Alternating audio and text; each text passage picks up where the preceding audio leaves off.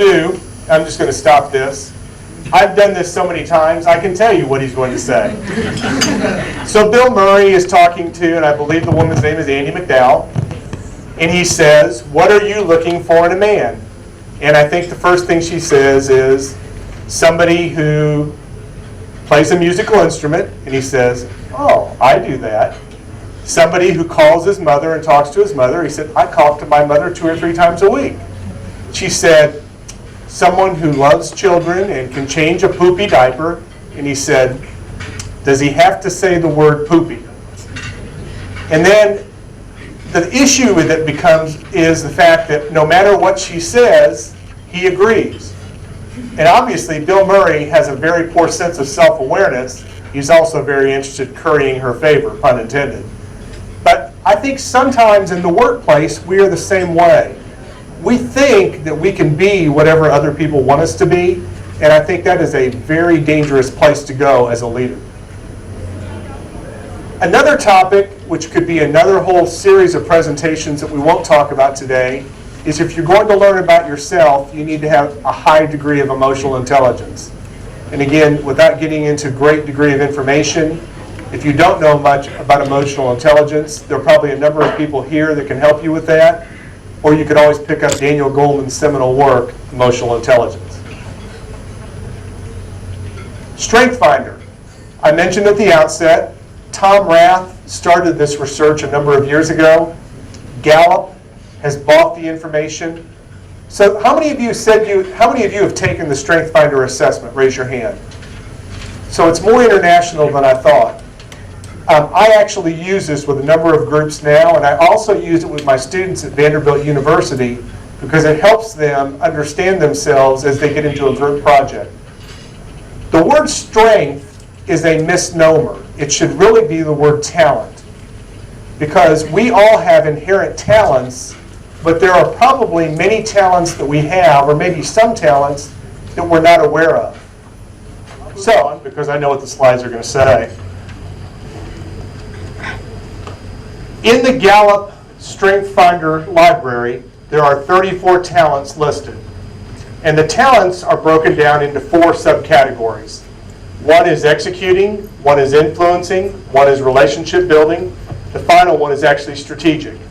Let's see if this is going to catch up. I knew it would catch up. So, it's a very useful tool. It's useful for what we're talking about as far as help working with leadership.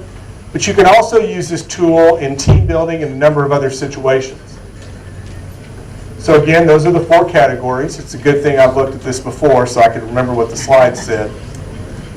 And the issue that can become very apparent is when you take the assessment, it's not just what your top 5 strengths are, but it's also which one of the 4 families that strength falls in. So for example, I've probably examined hundreds of these now. You'll see some individuals that are very strong in executing, but maybe not so strong in relationship building. Or other individuals who are very strong in strategic, but maybe not strong in influencing. Then if you were to take a group of individuals together and look at the whole family of strengths, it becomes very apparent, and again, we could take another tangent into team building. Teams need to have complementary skills, and I would also say teams need to have complementary strengths. So I've actually taken someone and I've said their top 5 strengths are arranger, discipline, harmony, relator, and analytical. So anyone quickly want to take a shot and tell me what they think that person might be like from a talent standpoint? I hadn't thought of this before. This person might make a very good project manager because of the skill set and the order of their skills. The other thing to be aware of, every one of us possess these talents to some degree. The whole point of the StrengthsFinder assessment is to rank them from strongest to least strong, and depending upon how much money you'd like to spend, you can either get the top 5 or you can get all 34 ranked. I think it's a very useful tool. I've done it a couple of times. I've seen minimal shift, but I have seen some shift. So quickly, and we really don't have time to do this, well, maybe we do. Is anyone in the room If you were to look at that list of strengths or talents, which one would you think would jump to the forefront for you as an individual? Anyone? I see you smiling. Which of the 4 families would you think it would be under, Sharon? Being influencing. Influencing? Yeah. Is there one in particular you would choose? Probably activator, communication, and self-assurance. All right. Anyone else care to take a shot at it? Come on, be brave. Strategic thinker. Strategic thinker? Why strategic? Faye, correct? Yes, because I think I have the ability to look forward into the future and to look very much at the big picture. And I see constantly in my life that I'm ahead of the game by 5 years, 10 years. So that's why I think this is where. Back here. Executing, because of the key strength being on focus and consistency, and also futuristic under the strategic thinking. Okay. Right here. I would also say adaptability. Why adaptability? Because a leader needs to be able to adapt to different approaches, different perspectives, and a leader needs to be very flexible, and that comes with being adaptable also. Okay. I'll stop with this now. Thank you all. Let's give the participators a round of applause for helping us out. Let me also say, I do not work for Gallup. I get no royalties whatsoever. But I will tell you that, I use a number of assessments in my work. But I like this tool because it's something that people understand, and the nomenclature is very easy to understand. So, I'm going to bypass this one. This is another video. I can describe it for you very quickly. There was a movie that came out in the States about 10 to 12 years ago called We Were Soldiers. Mel Gibson was a general, General Hal Moore. And General Hal Moore was talking to his troops on the parade ground before they went to Vietnam. And his comment was, when we go into battle, I will be the first person out of the helicopter. You know exactly what I'm saying. And then what does he say after that? The last person out. And what else does he say? I remember. He says, First person in and the last person out. and he says, we will all come home, dead or alive. We will leave no one on the field of battle. So when I think of that, there's certainly a tactical component to that. But from a strategy standpoint, Hal Moore left no doubt whatsoever with his troops about what type of leader he was going to be. Great deal of irony, there's actually a stretch of highway by the university where my youngest son attended that was named after Hal Moore because Hal Moore was trained at Fort Benning, Georgia. My son attended university very close to there in the southeastern part of the U.S. So, strategic leaders are I won't say easily, but are identified based on their behaviors, not just on what they say. So we've talked a little bit about the traits of strategic leaders. You remember we started with that. We had information from Harvard Business Review. We had information from Center for Creative Leadership. So it wasn't something I just thought up one day while I was sitting at the desk. And we know what those are.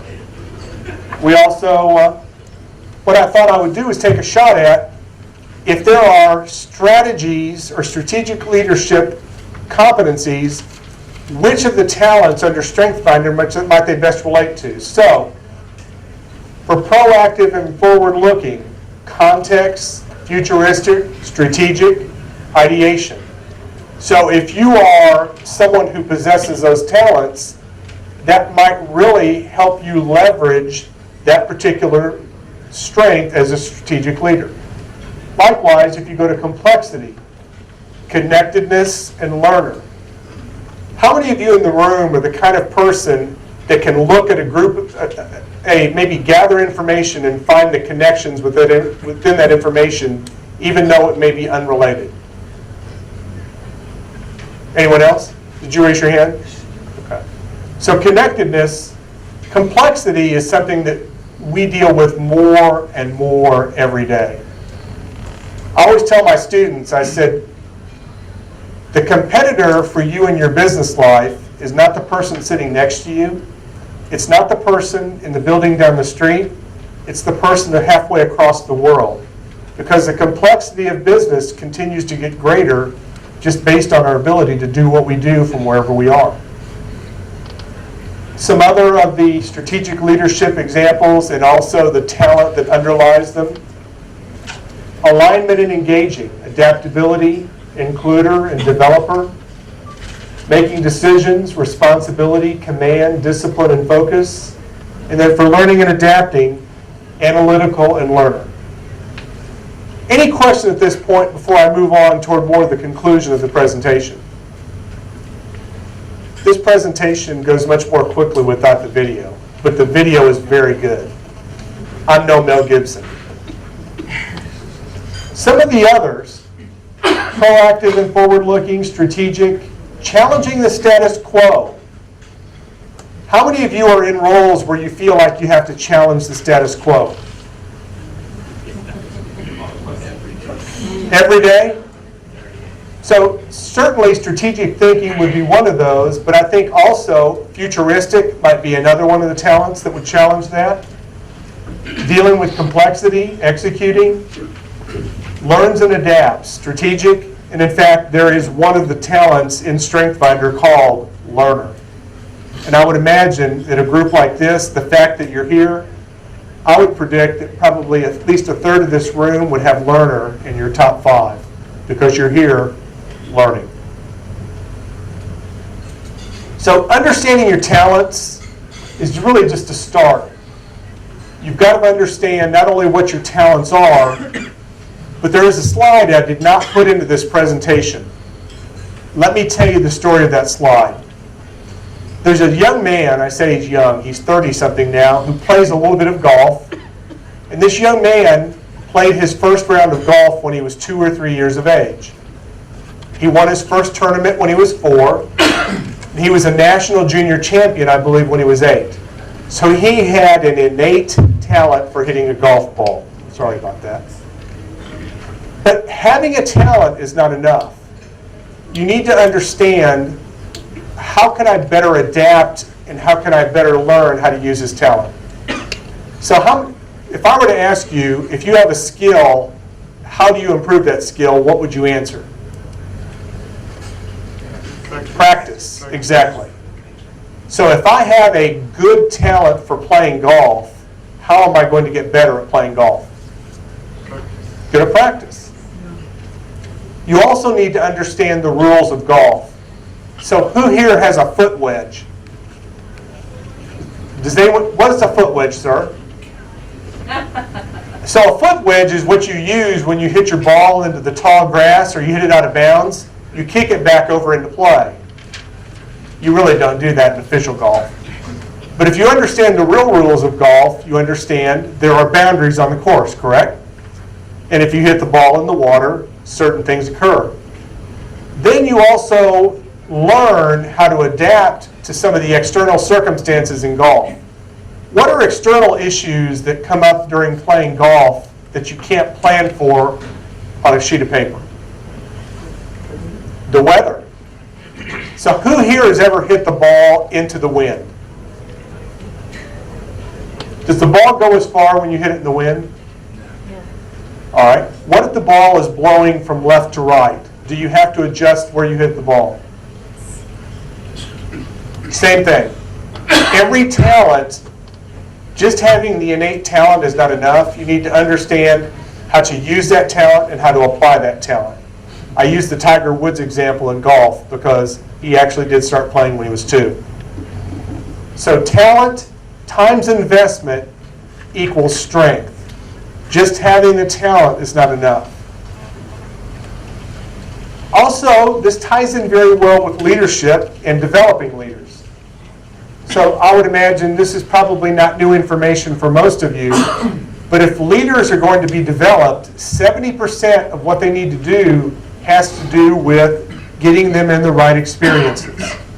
And different experiences help develop different talents that you may need in leadership opportunities. 20% may be some kind of developmental relationship, and then 10% could be coursework or training. So unfortunately for those of us who are classroom people, we're only making about 10% of the difference, unless we also filter into the 20% where coaching and mentoring might come into play.